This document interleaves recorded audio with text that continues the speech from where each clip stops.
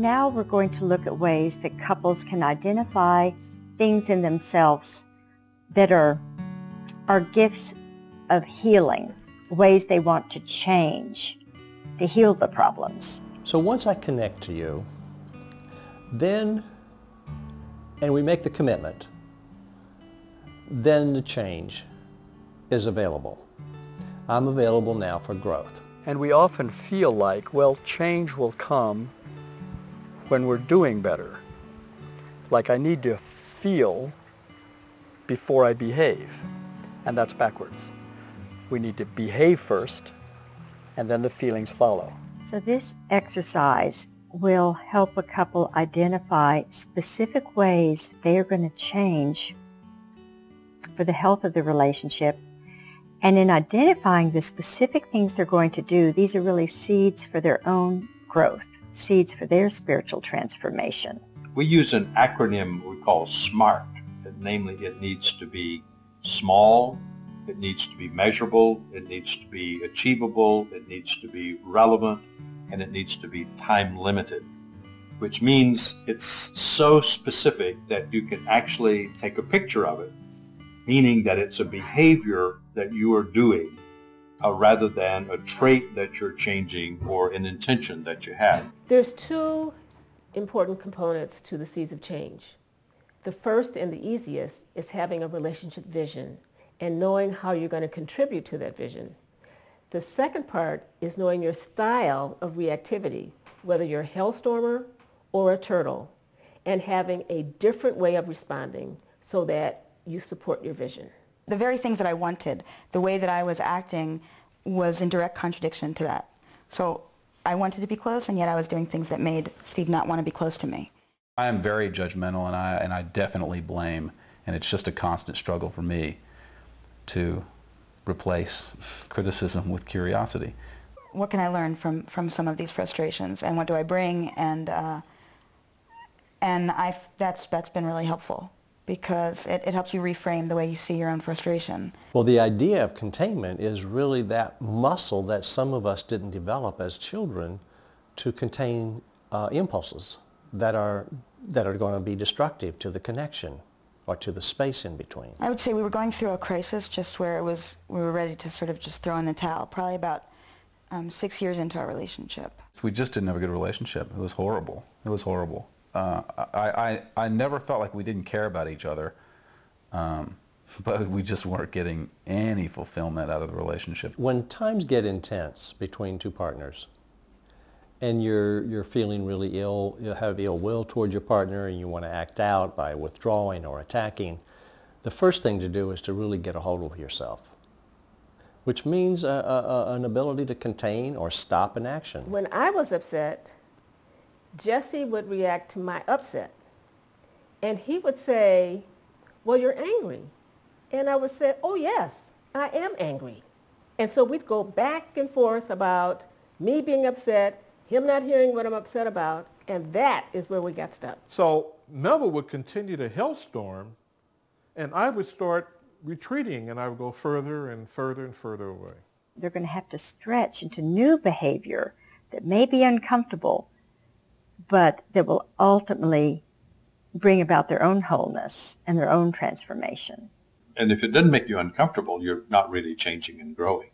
That the whole point about growth is moving from your comfort zone into whole new territory. Being a Christian doesn't necessarily mean that it's an easy thing to do. Being a Christian requires work. And being in a relationship requires work. When it comes to stretching in growth during the transformation out of the power struggle, when you're transforming that, the Greek word agape is so critical because it's a reflection of God's love, and it's a love only about the welfare of the other. It has no self-interest. It is the only love that will really work to produce a change in a relationship. So you can move away from pain toward fulfillment, pleasure, growth, satisfaction. In quantum physics, they have established that when anything changes, everything changes. And so if you offer a gift of change to your partner, not only will you change, but your partner will begin to change and the whole relationship will change. So one gift, one simple gift of change to your partner can have the power of transforming the relationship. God's grace is such that when you do a little thing, that grace will magnify that into big things.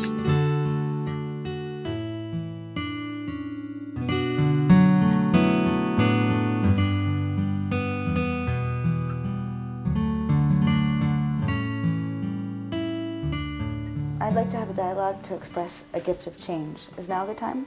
Yes, I'm available now. Okay. So I was reflecting on our vision, and I noticed that one of the things that I don't feel I've been as good at as I'd like to be is... So you've been reflecting on our vision, and one of the things that you don't think that you've been as good at as you'd like to be is... Is that I'm not... that we both said that we agreed to contain our reactivity, both minimizing and maximizing.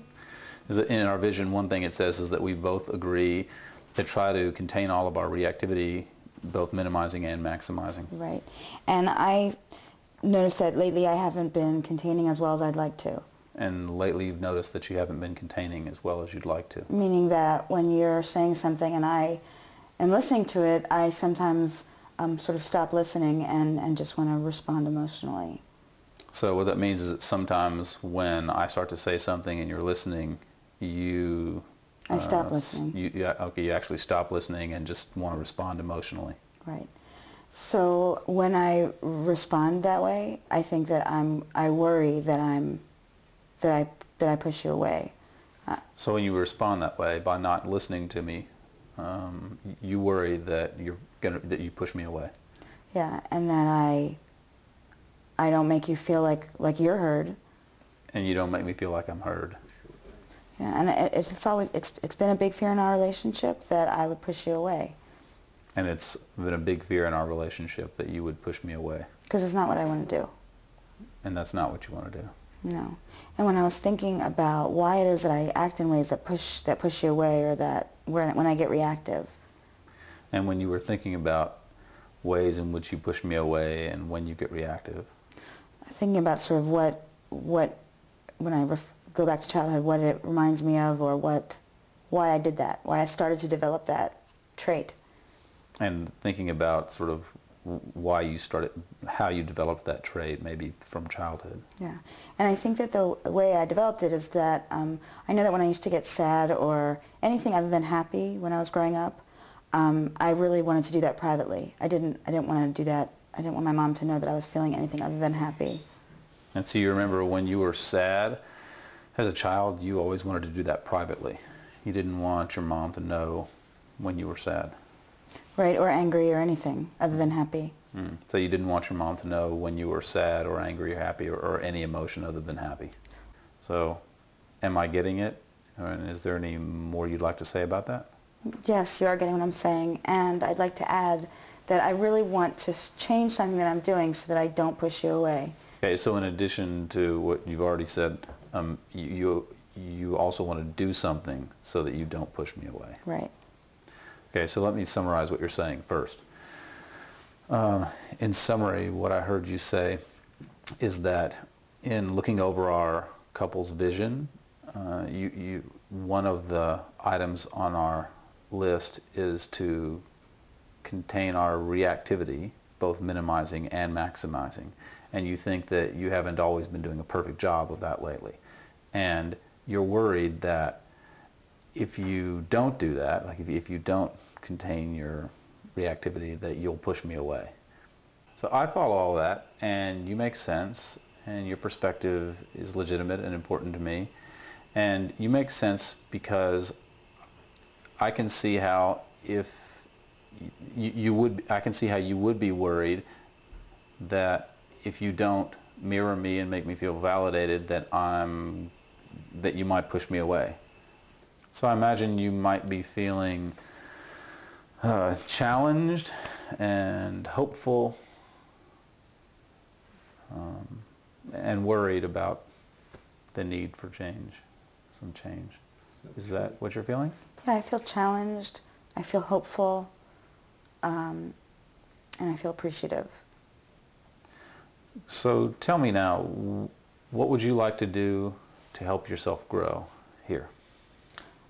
One thing that I was thinking is that I could, when I feel reactive, I could stop and say, you know, Steve, I'm feeling a little bit triggered, and take a few deep breaths, and then come back and say to you, I want to listen to everything that you're saying right now. I want to listen to it neutrally. And then mirror, and then after you tell me what you're saying, I could mirror it back to until you feel heard. Okay.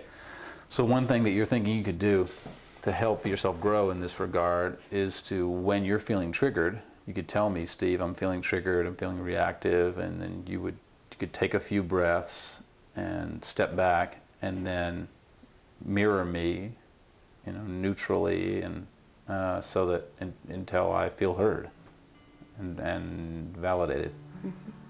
Am I getting it? Yes, that's the gift of change I want to give you. And so that's the gift of change you want to give me. So thank you very much. I appreciate it. When I do this gift of change, I imagine that I will feel less afraid,